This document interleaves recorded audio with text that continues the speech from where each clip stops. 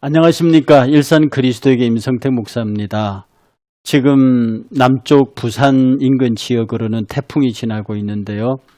하나님께서 이 태풍 지역에 있는 우리 주민들 주께서 지켜주시고 큰 피해 입지 않기를 진심으로 간절히 기도합니다. 지금 혹시 그 지역에 계신 분들 잘 단속하셔서 인명과 재산에 어려움 당하지 않기를 기도합니다. 오늘은 제8강 인간의 신형상과 인간이 가지고 있는 자유의지, 이 두 주제를 가지고 여러분과 함께 말씀을 나눠보려고 합니다. 여러분, 이건 굉장히 중요한 주제예요. 말씀이 조금 단어가 인간의 신형상이니 자유의지니 이래서 말이 좀 어렵게 보이지만 이것은 어떤 면에서 하나님께서 인간을 창조하심에 관한 핵심적인 내용을 담고 있고 그 이유와 목적, 방법을 전부 포괄하고 있는 내용이에요.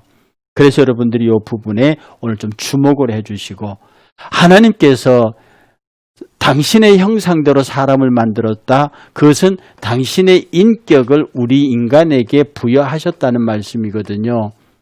하나님께서 당신의 인격을 부여하셨어요. 하나님은 인격적인 분이십니다. 그 신인격을 우리 인간의 인격으로 창조하셔서 변화시키셨어요. 그래서 우리가 하나님의 인격을 유비해서 인격을 갖고 있고요. 하나님의 의지를 따라서 우리 인간도 로봇으로 창조하지 않으시고 모든 인간의 만물을 다스릴 수 있는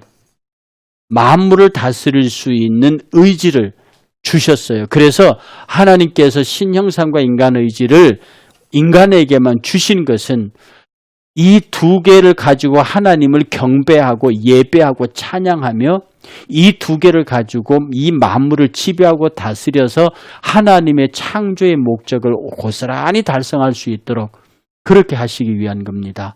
그러므로 우리가 하나님께서 우리에게 부여하신 인격에 대한 정확한 이해를 가지고 또 하나님께서 우리에게 주신 자유의지에 대해서 분명하게 인식을 한다고 하면 우리는 인간이 어떻게 살아야 하는지, 왜 살아야 하는지, 무엇을 위해서 살아야 하는지를 분명히 알 수 있고요. 왜 예수 그리스도가 십자가의 고난을 당하실 수밖에 없었는가에 관한 본질적인 주의 은혜를 경험할 수 있습니다. 그러면 지금부터 차례대로 이 신형상과 자유의지에 대해서 말씀을 나눠보도록 하겠습니다. 이 인간이 신형상이란 말을요, 정의를 해보겠습니다. 아주 간단하지만 이것은 여러분들이 외우셨으면 좋겠습니다. 피조 수준에서 하나님을 반사함. 요게 신형상입니다. 우리 인간의 수준에서 하나님의 전 존재, 전 인격을 반사하는 거예요. 다른 피조물들에게는 그런 걸 주시지 않으셨습니다. 우리가 하나님을 그대로 반사할 수 있도록 달과 별과 저런 것들이 태양의 빛을 받아서 반사하는 것처럼요. 우리가 하나님의 빛을, 하나님의 형상을 그대로 반사합니다. 우리가 하나님을 보일 수 있는 요소를 갖고 있다는 거죠. 그래서 피조 수준에서 하나님을 드러내는 것, 하나님을 반사하는 것을 우리는 인간이 가지고 있는 신형상이라고 말합니다. 이 인간이 가지고 있는 신형상을 세 개로 구분해요. 높은 지성, 고결한 도덕적 성품, 그리고 양심의 바른 판단입니다. 여러분, 인격이라고 하면요, 무엇이 인격이냐 하면 인간 가지고 있는 지성과 감성과 의지, 이것이 잘 조화를 이루는 것, 이것을 인격적이라고 말합니다. 다시 말해서 사람이 배워야 하잖아요. 그 다음에 느껴야 하잖아요. 그리고 행동해야 되는 거예요. 이런 지성과 감정과 의지가 아주 조화롭게 이루어진 사람들을 인격적인 사람이라고 말합니다. 제가 이걸 설명할 때 이런 예를 잘 드리는데요. 딸에게 어떤 중매가 들어왔습니다. 한 남자는 굉장히 돈이 많은데 인간이 엉망이에요. 근데 한 남자는 인간은 참 좋은데 가난해요. 그러면 그럴 경우에 딸이 내게 묻습니다. 아빠, 어느 남자하고 결혼할까요? 이렇게 물으시면 여러분들은 뭐라고 대답을 하시겠습니까? 성질 급한 아버지 이렇게 말합니다. 세상에 돈이 제일이야. 너 만약에 그 가난뱅이하고 결혼하려고 하면 막 호적에서 파버릴 거야. 이렇게 말한다든지 세상에 돈 필요 없어. 사람만 좋으면 되는 거야.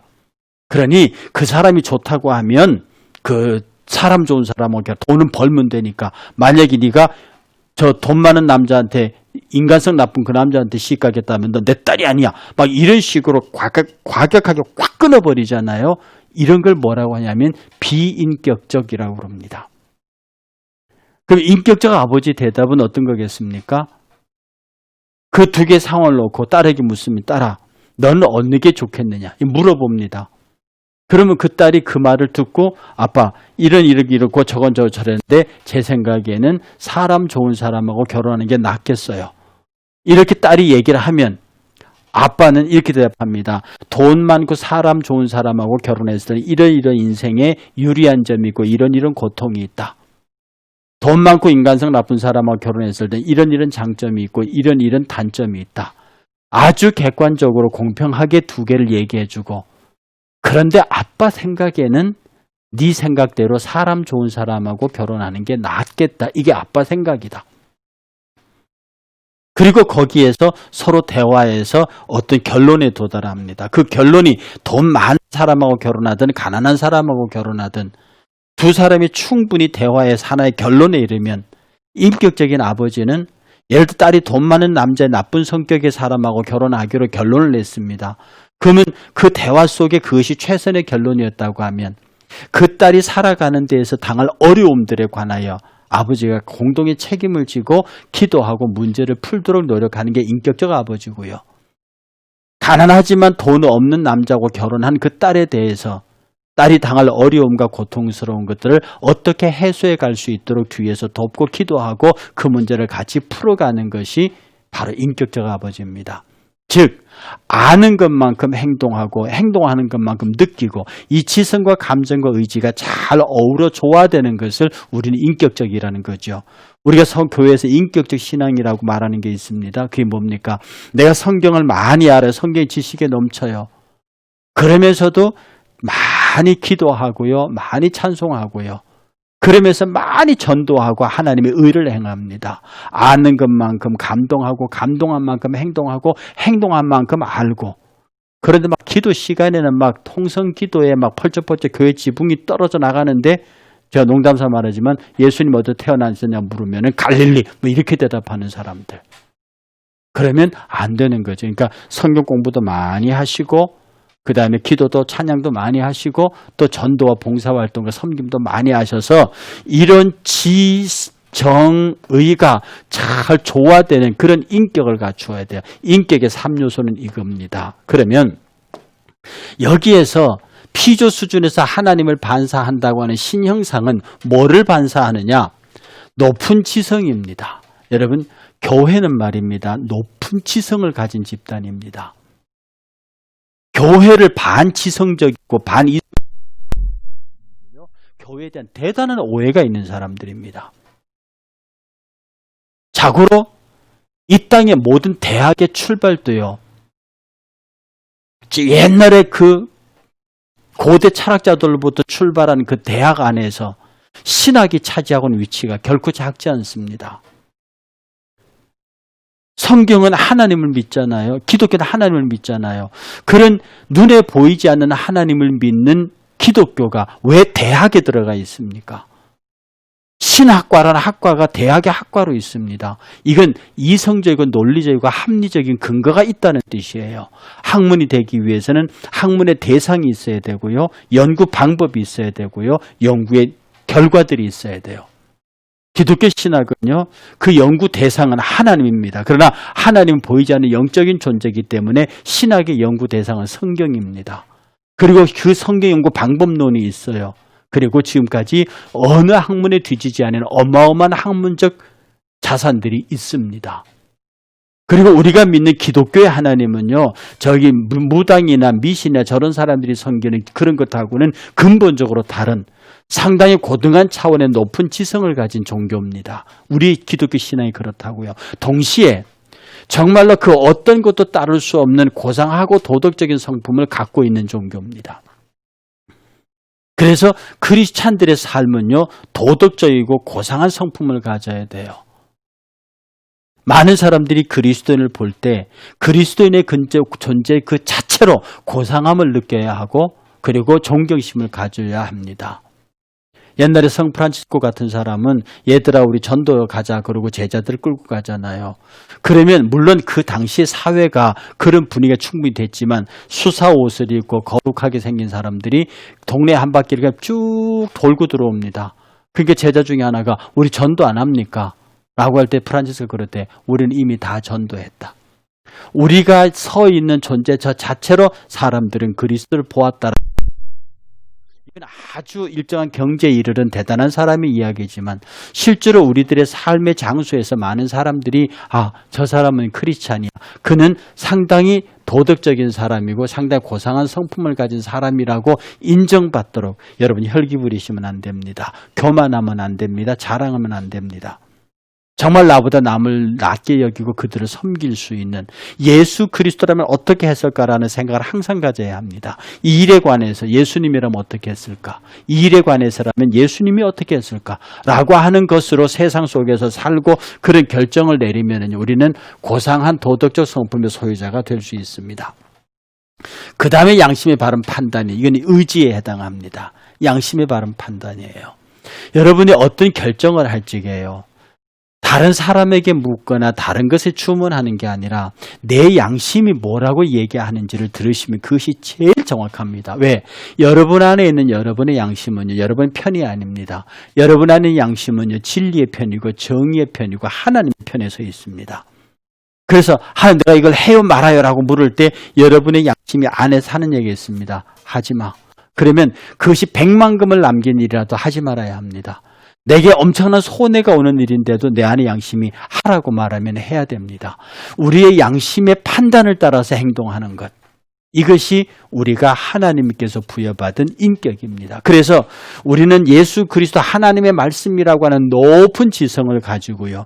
그 지성, 그것을 우리의 삶 속에 그대로 드러내는 정서적, 도덕적 정서, 감정, 굉장히 우리의 감정은 온화하고 부드러워야 하며 모든 사람에게 사랑으로 다가나가야 하고 어떤 일을 결정하고 움직이고 행동할 때는 반드시 그 판단은 양심의 요구를 쫓아가야 합니다. 양심이 내게 말하고 양심이 내게 주문하는 대로 말하고 행동할 수 있어야 합니다. 그래서 하나님의 형상이라고 하는 인간의 신형상은요, 인간이 가지고 있는 인격을 말하는데 지성과 성품과 판단이 피조 수준에서 우리 인간의 수준에서 하나님을 반사하는 것으로 나타나야 합니다. 그러므로 우리의 지성과 감성과 의지가 어떻게 나타나에 따라서 세상 사람들은 우리를 보고 제가 크리스찬이라 말하고 어느 정도 수준의 크리스찬인지 그들이 판단할 수 있다는 겁니다. 그래서 이것을요, 칼빈이라는 신학자는 이렇게 말했습니다. 인간이 하나님과 바른 관계에 설 때 우리의 합리적 도덕적 성품이 나타내는 순정성, 이게 신형상이라고 그랬습니다. 인간이 하나님과 바른 관계에 설 때, 이게 피조 수준에서란 말과 유사한 말입니다.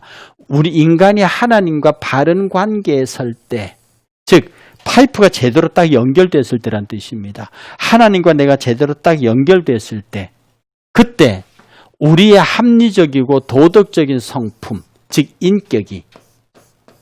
인간의 인격이 합리적이고 도덕적인 인격이 나타내는 순정성, 신앙적 태도, 그런 거란 뜻입니다. 그러니 우리가 하나님의 형상을 가졌다, 가장 먼저 중요한 것은 하나님과 바른 관계에 서야 합니다. 내가 피조 수준에 있다는 사실을 인정하는 거죠. 하나님과의 바른 관계에 서서 하나님과 제대로 연결됐습니다. 그러면 내가 신앙적 합리성, 도덕적 성품이 나타내는 나의 순전한 신앙의 모습, 이게 칼빈이 말한 인간의 신형상입니다. 이걸 종합하면요, 우리가 하나님의 말씀과 은혜를 따라 그에게 절대적으로 의존하면서요, 그분이라면 어떻게 하셨을까? 그분이라면 어떻게 했을까? 라는 것을 내 양심에 묻고 그 양심이 내려준 판단을 따라서 행동합니다. 그러면 내 양심의 바른 판단의 인정을 받기 위해서 내가 하나님의 말씀에 그런 말씀이 있는 것을 알기 위해서 끝없이 하나님의 말씀을 공부해야 합니다. 하나님의 말씀을 공부하고 기도하고 내 양심에게 묻고 그 양심의 거룩한 명령을 따라서 지체 없이 행하고 이렇게 될 때 우리는 바로 도덕적 순정성을 드러낼 수 있습니다. 그러면 언제 그 하나님을 바로 반사할 수 있는가? 언제? 이 칼빈이 바른관계서라고 그랬거든요. 이 바른관계가 하나님과 바른관계서라는 칼빈의 말입니다. 이 칼빈의 말을 한 번 더 줄이면요, 하나님 앞에 절대적으로 순종할 때라는 뜻입니다. 언제 우리가 하나님을 바로 리플렉션할 수 있는가, 드러낼 수 있는가, 반응할 수 있는가? 하나님의 뜻대로 단안합니다. 순종할 때. 이 순종할 때라고 하는 것은 이 우리의 양심의 판단이 우리에게 전달될 때 우리의 전인격이 그 양심의 판단을 따라서 그대로 순종하고 행하는 태도, 이렇게 하면 우리는 인간의 신형상, 하나님의 형상을 그대로 밖으로 드러낼 수 있는 신앙적 태도를 가지게 됩니다. 다시 정리합니다. 신형상은 높은 지성, 고상한 도덕적 성품, 바른 판단, 양심의 바른 판단, 이런 인격적인 요소가 무리하고 부딪힘 없이 어우러져서 가장 올바른 판단, 가장 올바른 결과를 내고 예수님이라면 어떻게 했을까라는 그 질문에 대한 대답을 가지고 우리가 열심히 순종하여 행하는 것, 이것이 하나님의 신형상을 드러내는 삶이라고 하는 것입니다. 그러니 여러분들에게서 이런 신형상이 제대로 발현될 수 있도록 끝없이 노력하고 끝없이 이 신형상이 여러분들에게 실현될 수 있도록 이것을 이제 제자 훈련이라고 그러고 이것을 영성 훈련이라고 그러고 이것을 제자화라고 말합니다. 하나님의 형상이 나를 통해서 그대로 반사될 수 있도록 나를 끊임없이 연단하고 쳐서 복종시키는 것, 이것이 영성훈련, 제자화, 제자훈련, 그 다음에 양육, 이런 말입니다. 그 다음에 자유의지에 대해서 말씀을 드리겠습니다. 이 자유의지에 대한 오해가 많습니다. 이 자유의지가 뭐냐 하면요, 이 자유의지를 가장 오해한 집단이 로마교회인데요. 이 로마교회는 이 자유의지를 자율로 이해했습니다. 스스로 모든 걸 결정하는 거죠. 이 자유의지는 말입니다, 인간이 선과 악을 택할 권한을 부여받았는데 이때 인간이 선과 악을 결정할 권한을 갖지 않았어요. 결정할 권한을 갖지 않고 선과 악을 택할 권리를 갖습니다. 선과 악을 결정하는 것과 택하는 건 달라요. 하나님이 선하다 하시는 것을 선하고 하나님이 악하다 하시는 걸 악하다 하는 거거든요. 그래서 하나님께서 인간에게 선악을 결정해 놓으셨습니다. 이것을 우리는 선악과라고, 선악을 알게 하는 나무라고 그러죠.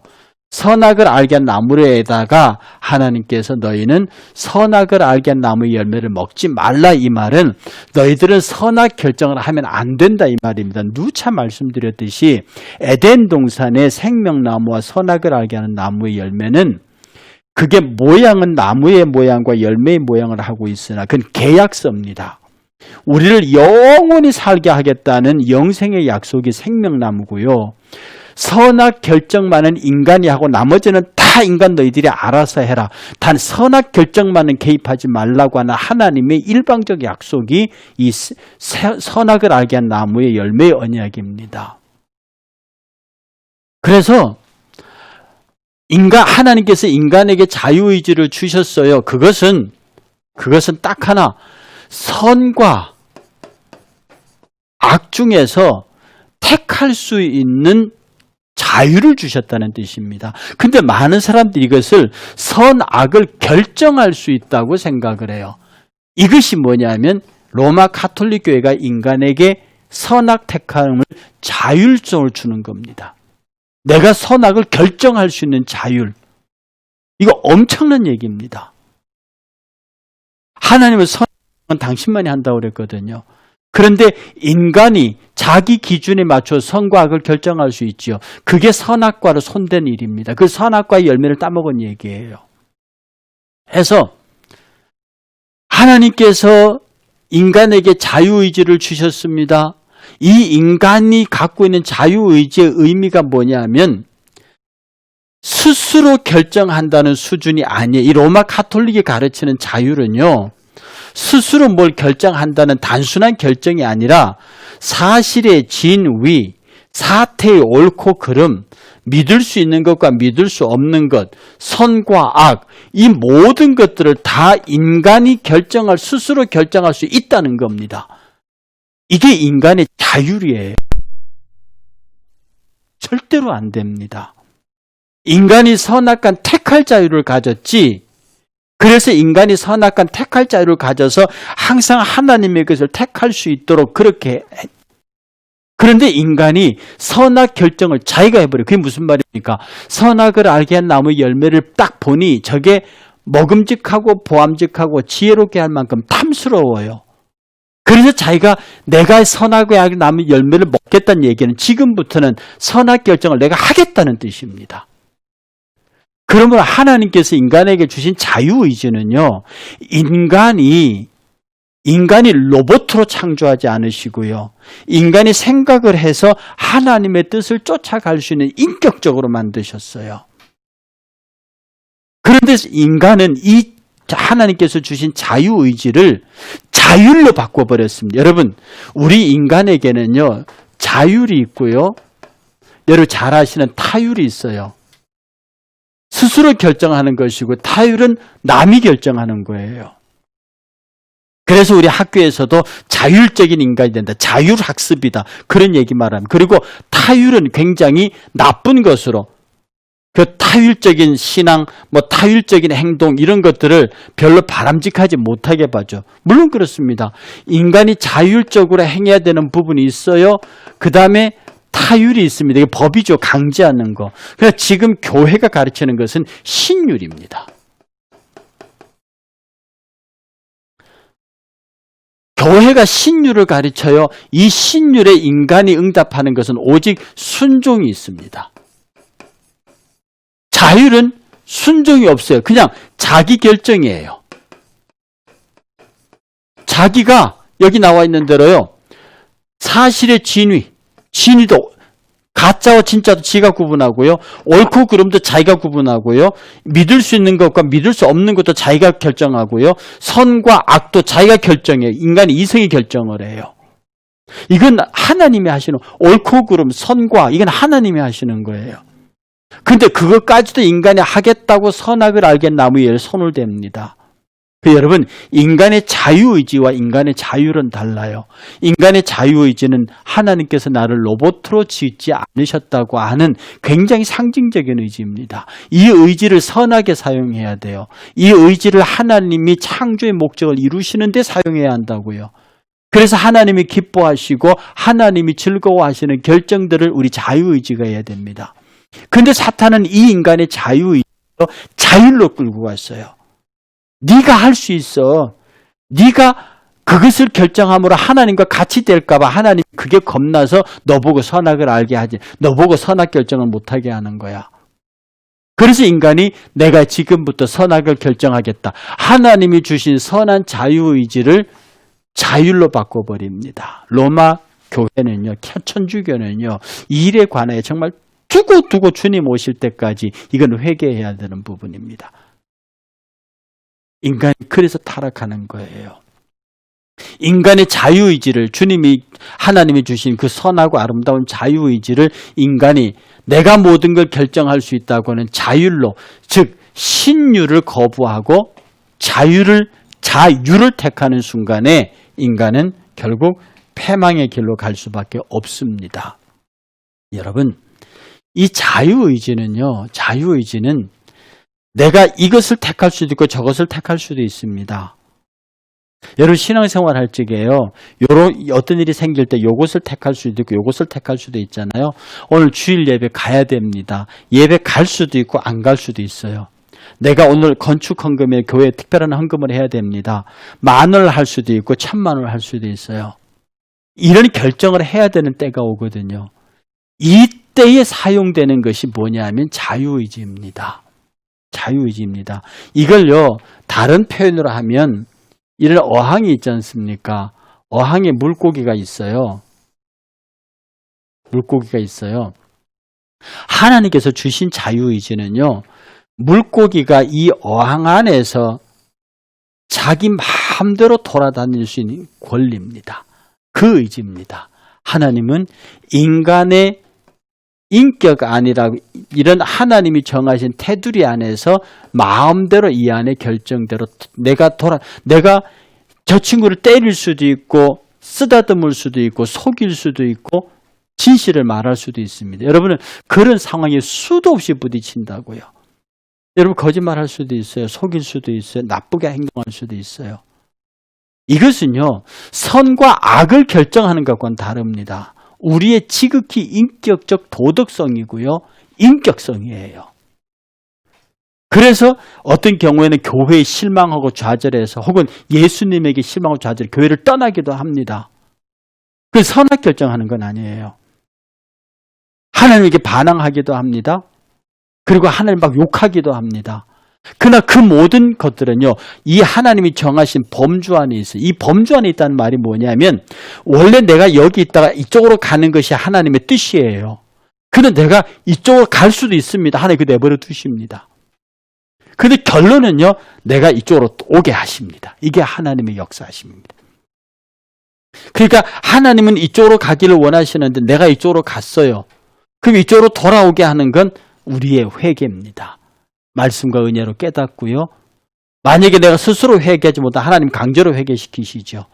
그래서 하나님께서 나를 이 땅에 보내셔서 살기를 원하셨던 일련의 모든 과정들을 다 이루십니다. 내가 이렇게 가든 저렇게 가든 하나님이 원하시는 뜻은 다 이루신다고요.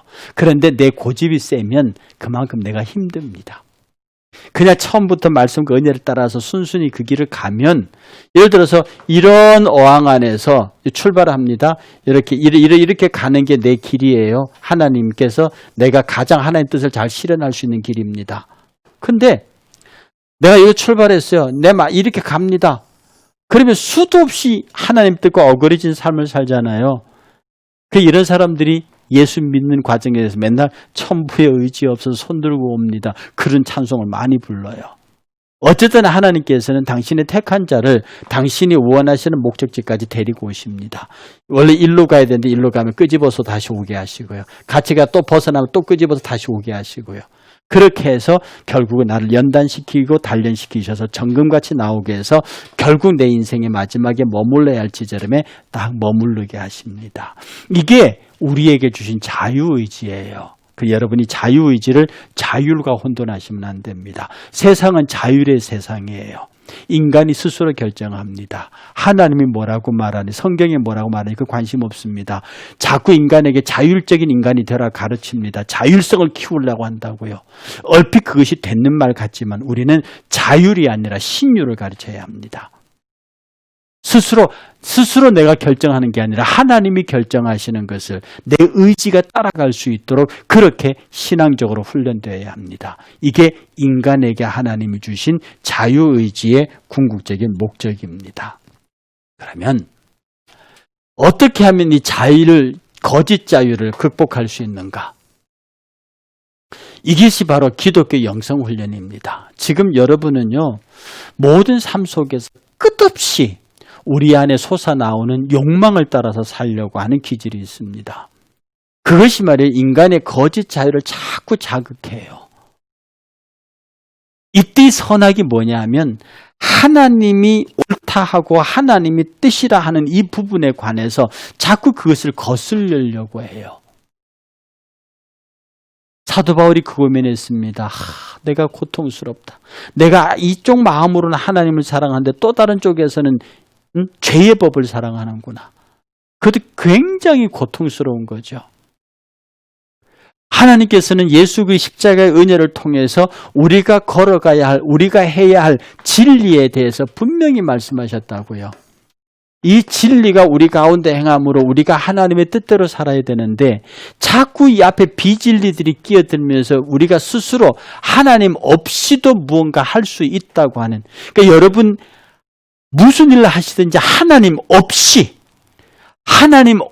하면 그 전부 인간의 자율 결정입니다. 왜? 하나님 없는 건 다 악입니다. 아무리 아름답게 보이고 아무리 귀하게 보이고 아무리 고상하게 보여도요, 거기에 하나님이 없으면 그건 전부 인간의 거짓 자율입니다. 그래서 인간에게 새겨진 하나님의 신형상을 어떻게든지 구현해내야 합니다. 우리에게 있는 하나님의 신형상이 뭡니까? 아까 처음에 말씀드렸던 대로 높은 지성, 하나님의 창조와 대신 이 창조 세계의 아름다운 지성, 그리고 도덕적 고상한 성품, 그리고 양심의 바른 판단, 이런 것들을 통해서 끝없이 하나님의 형상을 우리가 실제로 삶 속에서 실현되도록 그렇게 해야 합니다. 그러니 치열하게 싸워야 되는 거예요. 인간의 거짓 자율과 하나님 없이도 구원된다, 교회밖에 구원이 있다, 하나님 이외에도 다른 신이 있다라고 이렇게 가르치는 이런 거짓들, 예수 그리스도만 구원의 유일한 길이 아니다라고 말하지는 교회밖에 구원이 있다고 말하는 이런 가르침들, 이런 것들로부터 우리는 진리를 지켜내야 합니다. 우리가 스스로 결정할 수 있는 게 있습니다. 그리고 스스로 결정해서 안 되는 게 있어요. 스스로 결정할 수 없는 것들, 그것은 오직 하나님만 하실 수 있는 겁니다. 하나님의 선, 하나님의 뜻, 그것은 우리가 결정할 수 있는 게 아니에요. 그럼 우리가 뭘 결정할 수 있느냐? 하나님이 결정해 놓으신, 하나님이 해놓으신 일들을 우리가 선택할 거냐 말 거냐 하는 겁니다. 하나님의 말씀을 따를 거냐 따르지 않을 거냐, 우리가 하나님을 예배할 거냐 예배하지 않을 거냐, 이것은 인간이 결정할 수 있어요. 이 결정의 대가는 따르지요. 아까 말씀대로 하나님께서 정해놓은 어항의 바운더리를 벗어나지 않는 한, 이걸 이제 튀어나가 버리면 그건 곤란한 겁니다.